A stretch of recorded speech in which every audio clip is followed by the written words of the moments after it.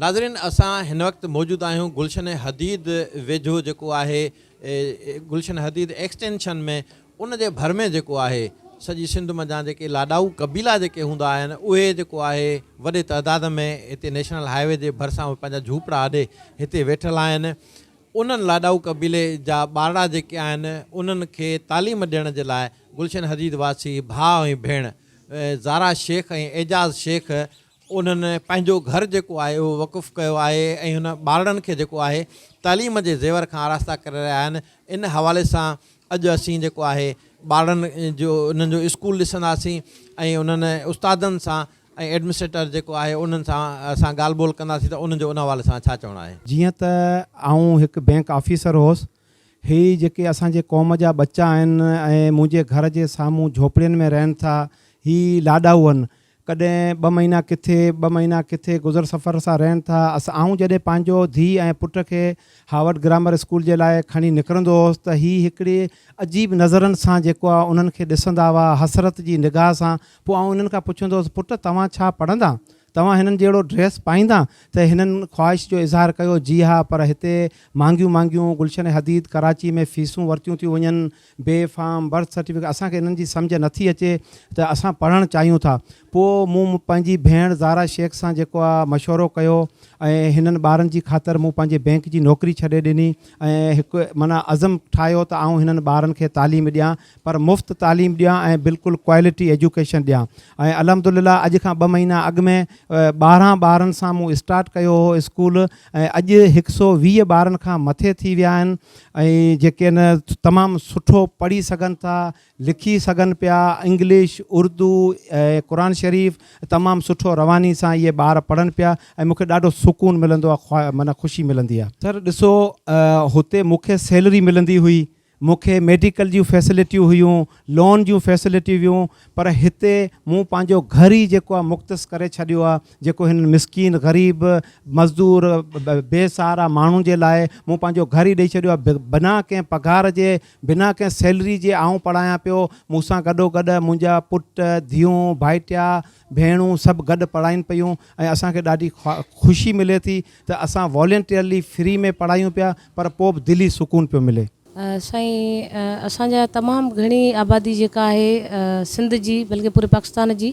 School खां ॿाहिरि आहे, जेके मुख़्तलिफ़ वजूहात जे करे मतिलबु त आहिनि,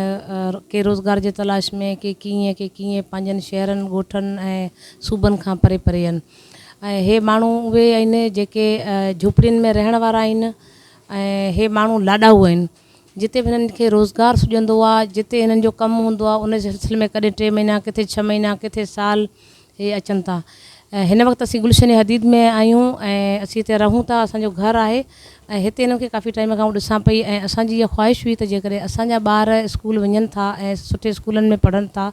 त हिननि जो बि पढ़ाईअ ते हक़ु आहे ऐं असीं चाहियूं था त इन्हनि ॿारनि खे बि तालीम ॾियूं। आऊं ऐं मुंहिंजो भाउ एजाज़, असां ॿिन्ही मिली करे इहो सोचियो त छो न असां वटि जॾहिं मौक़ो आहे, अलाह ताला असां ते महिरबान आहे ऐं जंहिं वक़्तु असां जंहिं मुश्किलातुनि मां गुज़रियासीं उन में मूं तालीम हासिलु कई त मूंखे हिन शइ जो अहसासु आहे त उहे मुश्किलातुनि मां हिननि खे न गुज़रणो पए। ऐं असांजे सिंध जे ख़ासि तौर ते ॿारनि खे, ॿारड़ियुनि खे, नियाणियुनि खे पढ़ियो लिखियो ऐं पाण जहिड़ो असां सभिनी जहिड़ो ॾिसणु चाहियां थी। मुंहिंजी ऐं मुंहिंजे भाउ जी इहा ई ख़्वाहिश हुई, इन करे असां पंहिंजो घरु ऐं हीअ तालीम, इन्हनि जे लाइ स्टेशनरी,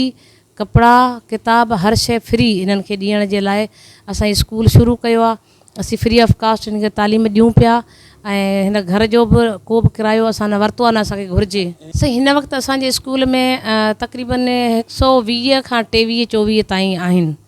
ऐं मूंखे तमामु घणी ख़ुशी ऐं सुकून मिलंदो आहे त हे जेकॾहिं पढ़ी हिन मुआशिरे जो स्ट्रॉन्ग फ़र्द बणिजनि ऐं हे छोकिरियूं बि मतिलबु त हिन मुआशिरे में कंट्रीब्यूट कनि। मुंहिंजी ख़्वाहिश आहे त सभु मिली करे पाकिस्तान जा जेतिरा बि बाअसर माण्हू आहिनि, स्टेक होल्डर्स आहिनि, नेशनल हुजनि या इंटरनेशनल इदारा आहिनि, उहे सभु असांजी सपोर्ट कनि। गवर्नमेंट ऑफ सिंध खां बि इहो आहे त उहे बि असांजी सपोर्ट करे त असां हिननि खे तमामु हिकु पढ़ियो लिखियो हिन मुआशिरे जो फ़र्द बनायूं। नाज़रीन, अवां ॾिठो त सिंध जो लाॾाऊ कबीलो जेको आहे उन्हनि जा ॿारड़ा जेके आहिनि उन्हनि खे तालीम जे ज़ेवर सां आरास्ता करण जे लाइ हिते जेको भाउ ऐं भेण पारां हिकिड़ो स्कूल खोलियो वियो आहे जंहिंमें मुकमिल तौर ते उन्हनि खे जेको आहे फ्रीअ में तालीम ॾिनी पई वञे। उन्हनि जो इहो चवणु आहे त असांखे कंहिं बि क़िस्म जी का फंडिंग जेका आहे उहा न आहे, पर कंहिं मुखैर हज़रात जे तरफ़ां जेको आहे असांखे कुझु किताब ऐं जेको आहे सो सर्दी खे नज़र में रखंदे ॿारनि जे लाइ जेको आहे स्वेटर जेको आहे पिणु ॾिना विया आहिनि। हुननि जो इहो चवणु आहे त असांजी ख़्वाहिश आहे त असां जिन हालतुनि मां गुज़री तालीम हासिलु कई आहे त हे जेके सिंध जा उहे ॿार जिन कॾहिं को स्कूल जो दरवाज़ो न आहे ॾिठो, स्कूल कॾहिं को किताब हथ में न आहे खयूं, असांजी ख़्वाहिश आहे त उन्हनि ॿारनि खे तालीम ॾेई ऐं सिंध जो हिकु सुठो शहरी जेको आहे उहो बणायूं। उन जे लाइ असां कोशिश आहियूं ऐं यकीनी तौर ते